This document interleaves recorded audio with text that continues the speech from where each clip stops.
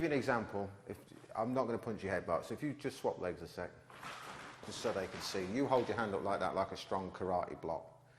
Okay, so that's out there. Now this is blocking this punch here, all right?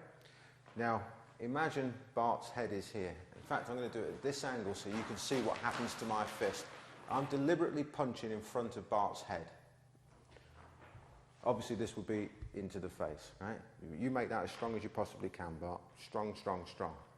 So the head is here.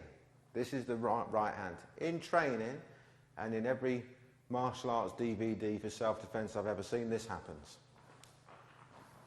And they go, like that, and they start to up the speed, and you stop me every single time.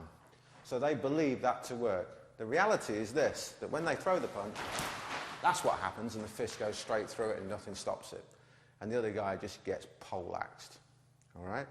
So, we know that's what happens, so obviously we don't do that. Now, this looks very, very different for you. It's like this. Instead of strong, loose.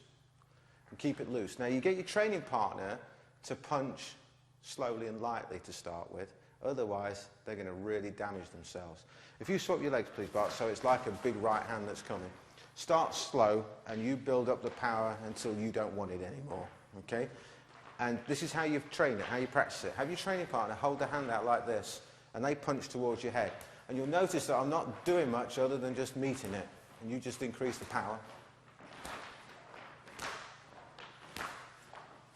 Okay, yeah? Yep. And he doesn't want any more, and I'm just putting my arm up. Now, what you would do with this is meet it. This is if you got caught by surprise, he's coming at you and throws a big right hand, it's boom, and then you're on him. If you're not caught by surprise so much, you're going to be advancing towards him. So the next bit on this is just to go towards him a tiny bit. So if you want to cut the power down so you save your arm, that's fine. So now, when it's here, if he throws, and you go into it a little bit, and you throw a bit more if you want, and you can feel that that's having a little bit more of an effect on you than just standing there. So the harder he throws, the worse it gets. Okay, and I'm trying to keep it, yeah. So it gets worse and worse. So you advance on it. Now, don't throw the punch bar because I don't want to hurt your arm, but if you have your arm out of there as if you're throwing.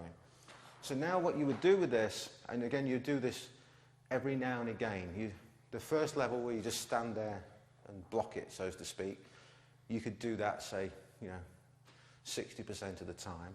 The next one where you're moving in, you do that, say, 35% of the time. And then you do this one 5% of the time, or maybe not even that, just to understand what really happens. So I'm not going to do it because it's too much to Bart's arm, it can really damage it. So once they're throwing the punch, rather than originally we just stand here, then slow motion again, please, Bart, you go towards it a little bit. Then the next one is you dive in, bang. And this is designed to try and just shatter that arm. You're trying to break the arm, okay? So you really attack it here. I'm going to do it slow motion, and you'll punch slow motion, but you'll see that as he comes in, it starts to have a bit more of effect here, and it's more damaging for the other person. You do it nice and steady. Then you're going to mix in using this other hand as well, okay? Because if Bart throws a punch at me, and I'm lucky enough to stop it, and I just stand here, he will throw another one. Bang. So I don't want to be hanging around. You don't just stand there and go like that and then do your fancy technique. It's got to be straight in, straight on it. So we start off by learning this, so that keeps us safe. But as we're moving in now, we've got to be doing something with this hand. So we've got to be on the guy. We've got to be on the guy. We've got to be on the guy. Now, my recommendation for you, if you've got no martial arts experience whatsoever, is this non-blocking arm, if you want to call it that. So this one's doing the cover. This one comes up and covers your head.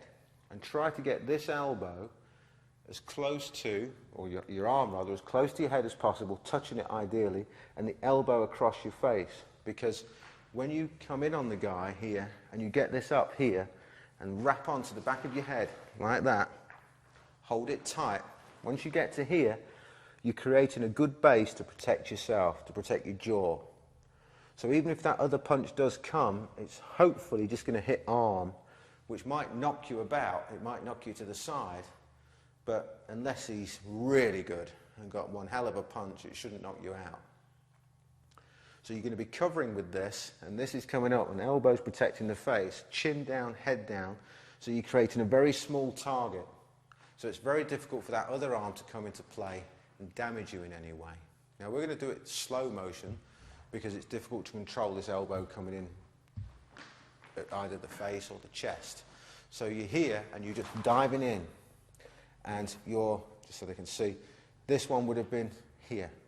Now to give you an idea of how bad it is, just from this distance, and you give an idea of how much it hurts compared to sort of this. Well, 1 to 10. Yeah.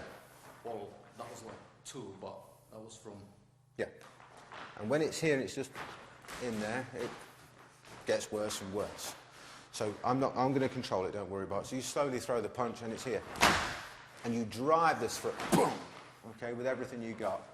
Now, obviously you don't know how hard I can hit, but it's pretty hard, okay? And when you drive that elbow through here, or it's hitting the face, it's pretty much round about over at that point. If it's not, you've got follow-up.